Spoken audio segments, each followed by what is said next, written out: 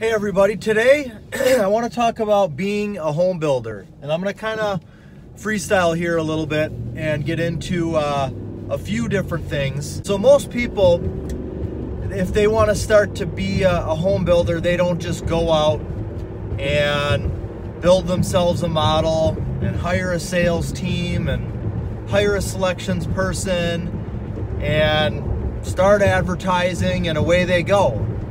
It's the complete opposite of that. If you're going to be getting into the industry, chances are you're going to start off building a spec home, and that home is being built for the purpose to sell. So it's not being built for a customer.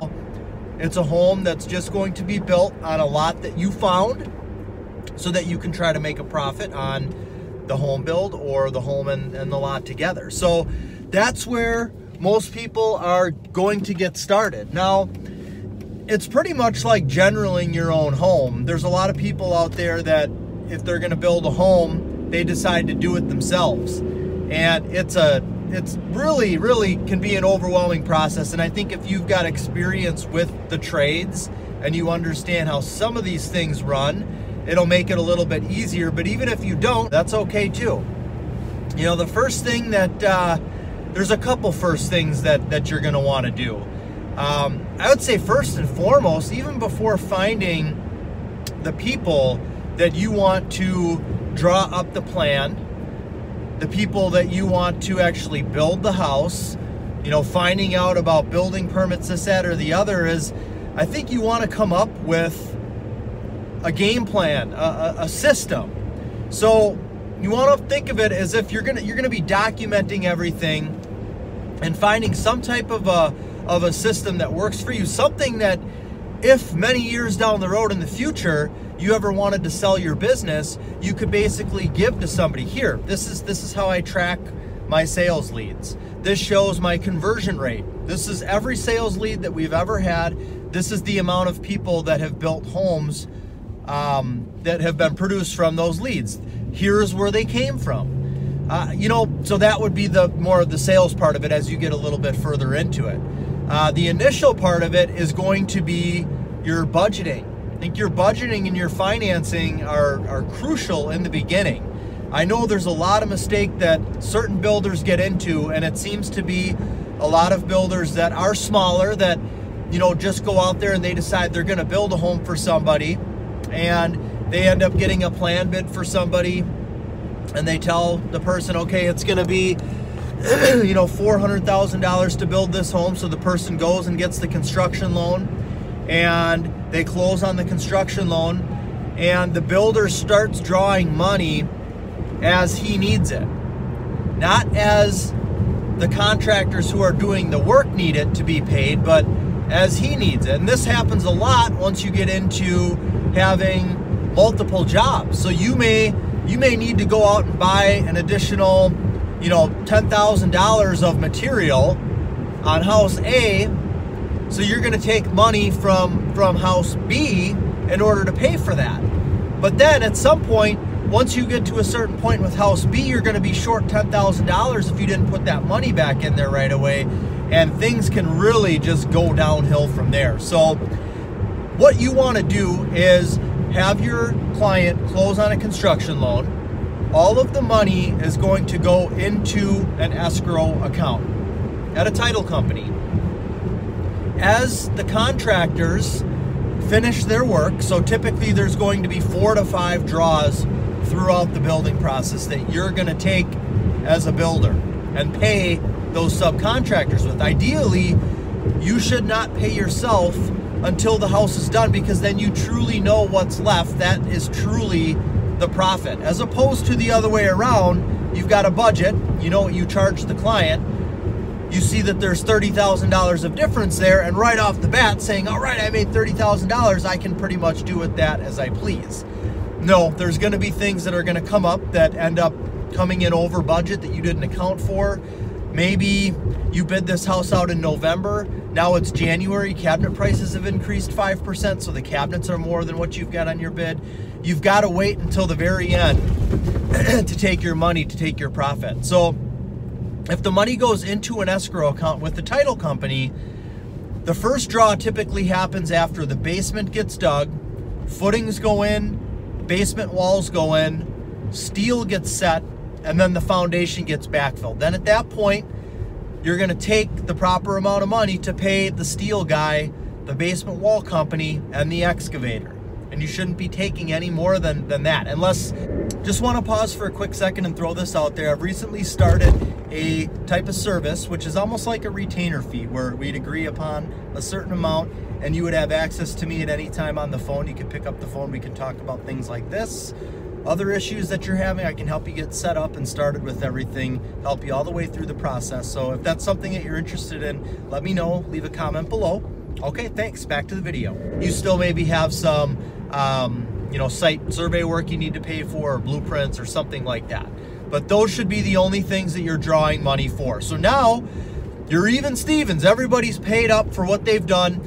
Make sure that when these contractors, and you don't have to be the one that gets the check and then cuts the check to them, maybe for some of them you do depending on where they are, but really what you can do is have the contractor go into the title company. The title company can make the contractor sign a lien waiver and then they get a check. So now you didn't really have to do anything there. They got paid. They signed a lien waiver. So if that contractor you're using is irresponsible and starts having money issues in the long run, they can't come back to you and say, well, you should have paid me more money for this job and now I'm going to put a lien on the house. They can't ever come back and do that. So that protects you and that protects the client. So then framing is ready to start. I think one of the keys with the framing is if you find a good framing contractor, you want to make sure that you are always able to use them because they're far and few between. What we do with our framing contractor, we actually used to have 4 draws, now we have 5, because when the framing of the house gets done, we used to take that second draw after the framing of the house got done and after all the rough mechanicals were done and the rough inspection was done. There's quite a bit of time that passes between the period that the house is framed up and all of the roughs are done. So the framer, he's got guys that work for him. He wants to pay them weekly in order for him to maintain a good framing crew. In order for you to be able to, anytime you have a job, want to be able to use that framing crew, that framer and a lot of the subs are going to go to where they're going to get paid quicker. So if they can work for you, somebody who's going to pay them as soon as they're done with the job, as opposed to another builder that's not paying them for a month, 2 months after they're done with the job, they're going to work for you. So that's one thing that we have learned over the years, because we do have one framing crew that we use exclusively. They go from house to house, and one of the big reasons we're able to maintain that is because we pay them as soon as they're finished with the house. So that would be the second draw after all of the, the framing's done. Windows and doors are set. Framers are doing that too. The third draw is going to take place after the shingles go on the roof. Rough plumbing, HVAC, electrical are done. If there's a fireplace and rough, that's been done too. Now that second draw is going to be, actually insulation is going to happen too. Now that second draw, again, is going to come. You're going to have those contractors go into the title company for the predetermined amounts that you're going to be paying them. They sign a lien waiver for it. Now you're even Steven. So you've got a budget amount for $400,000 for the house. You're about halfway through. You've paid out, half of that. You're not under where you need to be. Everybody's paid up and square, and you haven't borrowed from Peter to pay Paul. So that's the best position that you want to be in. So the third draw is going to take place after drywall happens, and then the fourth draw is going to take place at the end of construction. And then once that fourth draw has taken place, and if you're building a house for a client, this is a little bit different than a spec home. But if you're building for a client, you want to make sure that if there's any change orders that are out there, if they went in, they picked out flooring and their flooring was more than the allowance that was allotted, you want to make sure everything is budgeted out. All the contractors are accounted for, all of the allowances are met. You want to make sure everything is fully budgeted and balanced so that now you know what you have left, and that's your profit. So maybe it stinks after the first one that you do. Well, now you know that you need to charge X more amount of dollars in order to make it worth it. So that is the best way to set yourself up for the process of not getting in trouble, not robbing Peter to pay Paul. Because if you do that, you're gonna, at some point, you're gonna go back to grab something from somewhere and it's not gonna be there. And now that house that you needed to grab it for is sitting at a standstill because the contractors that are supposed to come and do the work haven't been paid for stuff that they've done earlier. They haven't been paid for the things that they've done on the last job. And now they're not coming to do anything for you, and now you're in trouble. Now the client has gotten the construction loan for the full amount of money. That money has gone into the escrow account. And if you're not doing it the way that we just discussed, and you're just taking amounts of money as you need for your own personal bills, or for this, you deem that you need to live on, $2,500 a month, and then you need money to pay for this other little job you're doing and this, that, and the other, and you end up taking all of the money from this client's escrow account and there's not enough to finish the house, you're going to jail. You're going to get sued. Bad things are going to happen, so don't do it that way. So that's the best way to set yourself up financially as far as the build goes. And you do the same thing if you're building a spec home. If you're building a home, even if there's not a client involved, you want to treat it the same way. You want to do the exact same thing. That way you know at the end of construction that after everybody has been paid up exactly what you have left and what the profit is. The other thing, the next most important thing, or equally most important thing, is setting yourself up as a business. Even if you are going out and you're just building a house on the side for somebody, but you want to get into this, or you are going out there and building your first spec home, set yourself up as a business. So set up a checking account that basically has 3 different branches. So you want to have a business checking account, a business savings account, and a personal checking account. The business checking account is where when you get all of the proceeds from the house that you just built, that's where all of the money is going to go. It's going to go into that business checking account. All of the profit from your business is going into the business checking account. Now you want to have a weekly or bi-weekly or monthly, whatever that is, amount that gets pulled from the business checking and goes into the business savings. This is going to be for your taxes, because if you are self-employed, you're building houses, you're your own business, there's not any taxes being taken out of the check that you get from the title company when everything's done, and that's your profit. So it's up to you to make sure that you're putting away the proper percentage from each commission or from each profit that you're making. Otherwise, you can get into a lot of trouble there too. You can get behind very early and very deep, very fast. So if you set yourself up that way and you make sure that you've got an amount that even if it's not a consistent amount going into the business checking, which it really won't be, because if you're building houses, it's not like you're getting paid every 2 weeks or every 3 weeks. But make sure that when you put the money into the business checking, say you put your $30,000 of profit in there from the house, that 25% of that, or whatever the percentage is going into the business savings. And it's just going to sit there. Just leave it there. Don't touch it. There's also going to be a bi-weekly amount or weekly amount that you are going to use for your personal income. And if this is something that you're doing on the side and you're not, you still have another job, maybe you don't need to do this, and that's great. Just leave the money in the business checking and let it grow.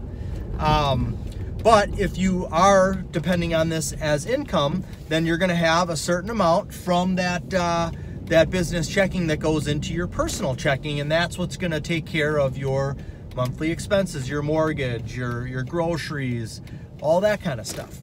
There may be better ways to do it, but in my opinion, that's one of the best ways to do it. The other thing as a business is you want to make as much money as you can. So that means that you want to pay the least amount of taxes. And I'm not saying avoiding taxes, but as a business, you do get certain tax breaks. So if you were just taking your profits from a house and you were just putting them into your personal checking account, and you were still taking out taxes, you know, for what you're going to pay there, well, all of that money that goes into your personal account is your income. So if you make $120,000 of profit from homes that you've built, and it all goes into your personal account, you're paying taxes on $120,000. The tax rate for a business is less than that. So that's why you want to take all of your profits, put it into your business checking account, and then whatever your amount is biweekly that's going into your personal account, that's what you're being taxed on for personal income. And you want that percentage to be a lot less. So if you're making, you know, $30,000 a house, well, not all of that's going into your personal checking, only the amount that you need to live. So let's say you made $120,000 of profits and you need to live off of $80,000 a year. Well, there's $40,000 that you're going to be paying a lesser tax rate on. That means you get to keep more of it. And then what you can do is, and this is the way that I do it, is I have a certain amount that I get per week that goes into the personal checking account. It's not quite enough to cover all of my monthly expenses. So every other month, and it's more often than that now, every other month, as that business checking starts to grow, because you're putting more money in there than what you're taking out, as it starts to grow, you can take what's called a disbursement. So if you need, you know, let's say $7,000 a month to live on, and the biweekly amounts that you're having cut from your business checking into your personal is only $5,000, well, then you can take a disbursement of X amount of dollars every other month to make up that difference. So then you're operating as a legitimate business. You're paying taxes as a business. You've got a business checking account. So if you go and you need to run to Home Depot to pick up something, you use your business checking card for that, not your personal checking card. Because then anything that happens on your business checking account, it's easy for you to know that's all stuff that is going to be accounted for when doing the business taxes. Everything on the personal debit checking card is going to be all stuff for the personal, but anything with business you can write off. So any materials that you're buying, any business meals, lunches, things like that are things that you can write off. So if they're all on and coming out of your business checking account, it's easy to keep track of that. All right, so we've covered quite a bit, and we haven't even gone out and found anybody to build the house yet, or even draw it up, or price it out. But those are the two foundational, when you're building a house, the foundation's the most important thing. So when you're building a business, same thing there. So having these two pillars in place to build off of is going to set you up. You're going to be running as a legitimate business. There's going to be benefits to that. And as you grow as a business, it's easier to grow because you've got systems in place. Now, as you start to grow, there's going to be other systems that you're going to want to put into place. You're going to want to keep track of all of the invoice. You know, you're going to want to have a folder for each house that you're building. You're going to want to have it online these days, but inside that folder, you're going to want to have little folders. So you're going to have a job name, you know, Spec House 20. And then inside there, you're going to have a little folder for surveys, blueprints, the budget, building contract, if there is one with the client, selection, so that you can go in there and you can see everything.